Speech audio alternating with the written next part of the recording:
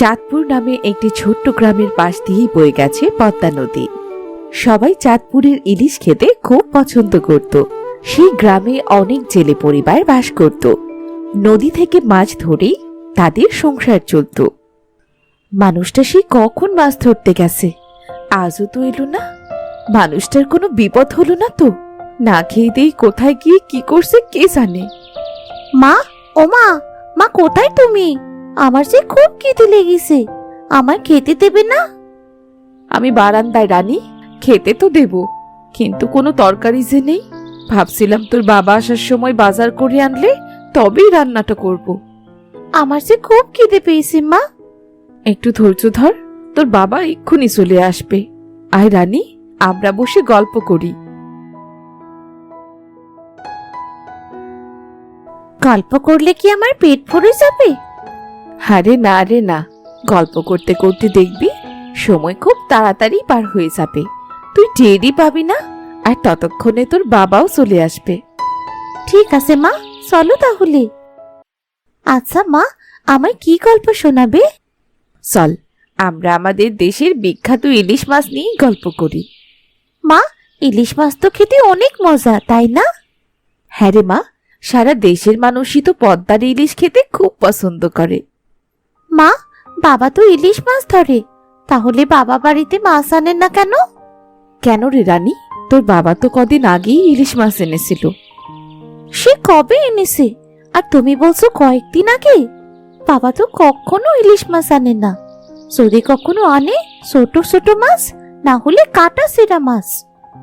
শোন মা, ছোট হোক বা বড় হোক, ইলিশ মাছ তো খেতে পারছিস। এমন অনেক মানুষ আছে যারা ইলিশ মাছ খেতেই পারে না।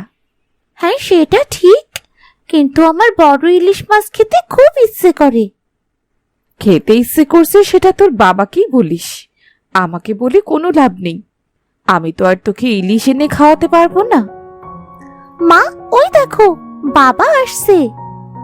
রাস্তার ধার দিয়ে একটা বাজারের প্যাকেট হাতে নিয়ে মধু মলিন মুখে হেঁটে হেঁটে তার বাড়ির দিকে আসছে। বাবা, ও বাবা, বাবা তুমি এসেছো? আমি আর মা সেই কখন থেকে তোমার পথ চেয়ে বসে আছি। হ্যাঁ রে মা, এসেছি। তা আমার পথ চেয়ে বসে আছিস কেন? কি হয়েছে? কি আর হবে, তোমার মেয়ের খিদে পেয়েছে, বাড়িতে তো কোনো তরকারি নেই, তাই তোমার পথ চেয়ে বসে আছি। ও তাই বুঝি। নাও নাও গিন্নি, এই যে তরকারি এনেছি, তরকারি রান্না করে আমার রানীকে খেতে দাও দেখি। হ্যাঁ দাও, প্যাকেটটা আমার কাছে দাও। তা তোমার মুখটা অমন কেন দেখাচ্ছে? আজ বেশ কষ্ট হয়ে গেছে। আজ জালে মাছই ওঠেনি, সেই ভোর থেকে মাত্র কটা মাছ পেয়েছি। মাত্র কটা আড়তে বিক্রি করেই এই বাজারগুলো নিয়ে আসলাম। বাবা, বাবা তুমি ইলিশ মাছ এনেছো? ইলিশ মাছ খেতে আমার খুব ইচ্ছে করছে। না রে মা, আমাদের কপালে ইলিশ মাছ নেই। কেন বাবা, তুমি তো ইলিশ ধরো, তাহলে আমরা ইলিশ মাছ কেন খেতে পারবো না? তুই বুঝবি না রে মা, কথায় আছে না, জেলে মারে মাছ আর খায় তারা কাকড়া। তাই হয়েছে আমাদের দশারে। কেন গো, তুমি এমন করে বলছো কেন? কি করব গিন্নি বলো তো? নিজের হাতে নদী থেকে টাটকা টাটকা ইলিশ মাছ ধরি, অথচ নিজেরাই খেতে পারি না। আরতে এত কম দামে ইলিশ মাছ বিক্রি করতে হয় যে খাওয়ার মাছ রাখতে গেলে আর চাল ডাল কেনার পয়সাই থাকে না। হ্যাঁ গো, মাছগুলো আড়তে বিক্রি না করে যদি বাজারে বিক্রি করতে পারতে, তাহলে হয়তো আমাদের এত অভাব থাকতো না গো। হ্যাঁ গো গিন্নি, কিন্তু মাছ মেরে আসতে আসতেই তো অনেকটা দেরি হয়ে যায়। আর এই সময় বাজারে বসে মাছ বিক্রি করবই বা কখন বলো? সে তো ঠিক কথা। আড়তদাররা যদি একটু ভালো দাম দিত তাহলেই তো হতো। আমাদের কাছে থেকে মাছ কম দামে নিয়ে তারা অনেক লাভে বিক্রি করে, জানো? হ্যাঁ গো, সেটা তো জানি। আমাদের নিজেদেরও একটু চেষ্টা করতে হবে, হাত পা মেরে একটু উপরে উঠা যায় কিনা। কিন্তু কি করবো গিন্নি? ওগো, আমাদের গ্রামে একটা ইলিশ উৎসবের আয়োজন করতে হবে। ইলিশ উৎসবে বিভিন্ন জায়গা থেকে লোকজন আসবে, তাহলে তুমি একটু ভালো দামে ইলিশ মাছ বিক্রি করতে পারবে। কিন্তু গিন্নি, শুধু আমার কথাই কি কাজ হবে? আমার মতো গরিব জেলের কথা কে শুনবে বলো? তুমি একা কথা বলবে কেন? তোমরা সব ছেলেরা জমিদার মশাইয়ের কাছে যাবে, ওনাকে সবকিছু খুলে বলবে। দেখবে উনি ঠিক রাজি হয়ে যাবে। হ্যাঁ গিন্নি, কথাটা তুমি মন্দ বলনি। কালই দেখি সবার সাথে কথা বলে যদি ওরা রাজি হয় তবে কালই জমিদার মশাইয়ের কাছে যাব। পরের দিন সকালে মধু সব ছেলেদের নদীর ধারে ডেকে নিত।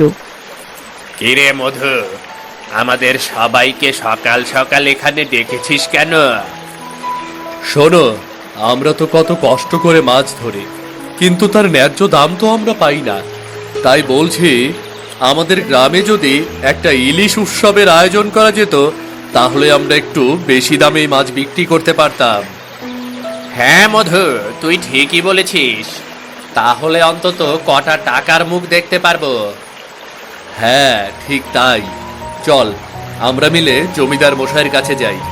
জমিদার মশাইয়ের কাছে গিয়ে জমিদার মশাইকে সব বুঝিয়ে বলবো। হ্যাঁ রে, আমাদের জমিদার মশাই খুব ভালো মনের মানুষ, উনি ঠিক রাজি হবেন। তাহলে আর দেরি না করে আজই চল।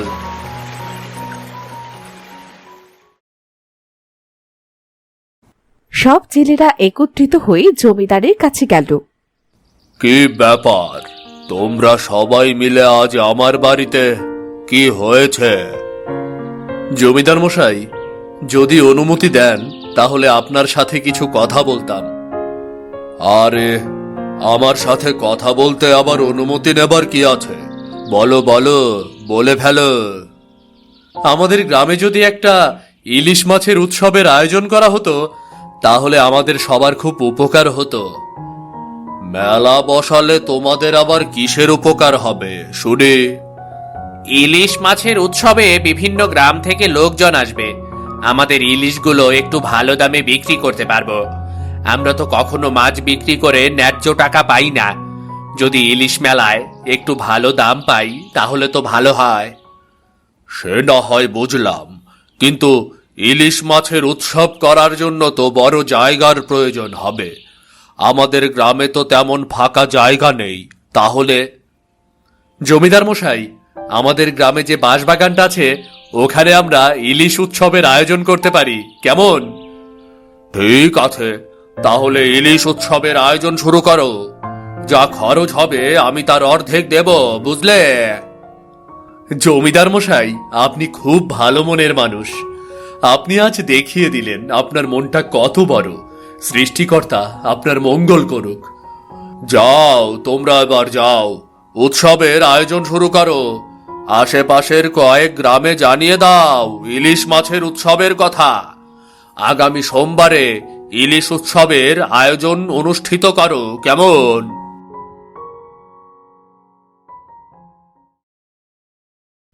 এরপর সমস্ত জেলেরা একত্রিত হয়ে বাঁশবাগানে এসে খুব সুন্দর করে সমস্ত জায়গা পরিষ্কার করে ফেলল। আরে জমিদার মশাই, আপনি এখানে? হ্যাঁ, তোরা কেমন উৎসবের আয়োজন করেছিস সেটা দেখতে এলাম।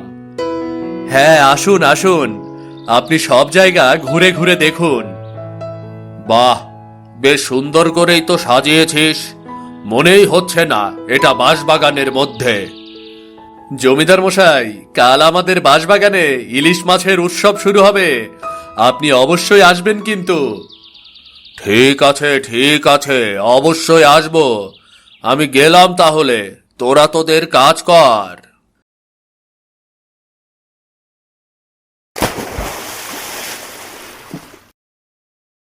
ওগো, কাল কি পথ করবে একটু ভেবে দেখেছো?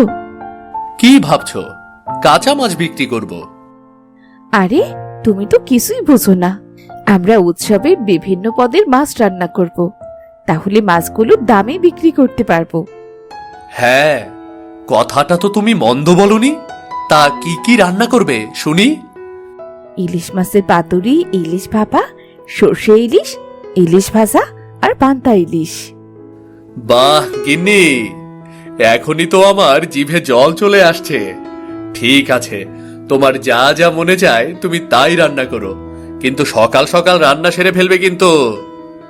হ্যাঁ গো হ্যাঁ, ভোর রাতে উঠে রান্নার কাজ সেরে নেব।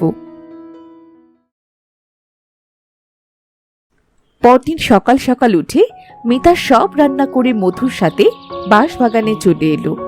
তারা একটি সুন্দর পরিপাটি জায়গা দেখে দোকান বসালো।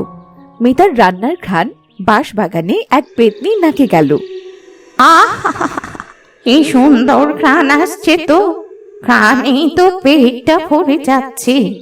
না জানি খেতে কি স্বাদ হবে। যাই গিয়ে দেখি ঘ্রাণটা আসছে কোথা থেকে।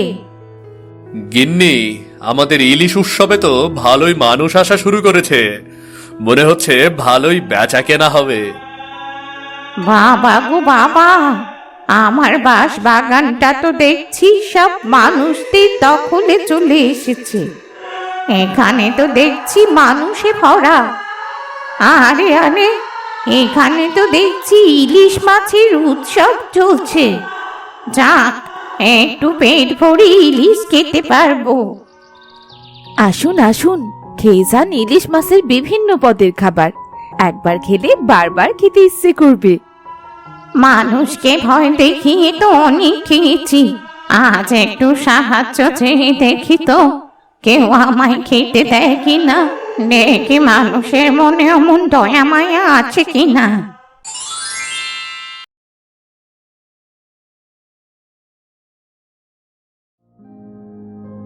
বাবা, আমায় একটু ইলিশ মাছ খেতে দিবি?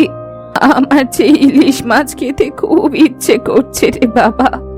দে না, আমায় একটা ইলিশ দে না। তা তোমার কাছে টাকা আছে তো? না রে বাবা, আমার কাছে তো কোনো টাকা নেই। আমায় অল্প একটু খেতে দে না ইলিশ বাবা। ধ্যাত, যত সব টাকা নেই এখানে এসেছে। যা যা যা, টাকা নেই তো এখানে কেন এসেছো? যাও এখান থেকে। লোকজনের ভিড়ে এভাবে না জ্বালিয়ে পরে এসো। যাও যাও যাও। এইভাবে বুড়ি সবার কাছে ইলিশ খেতে চাইল, কিন্তু কেউ তাকে খাবার দিল না। অবশেষে সে মধুর দোকানে এলো।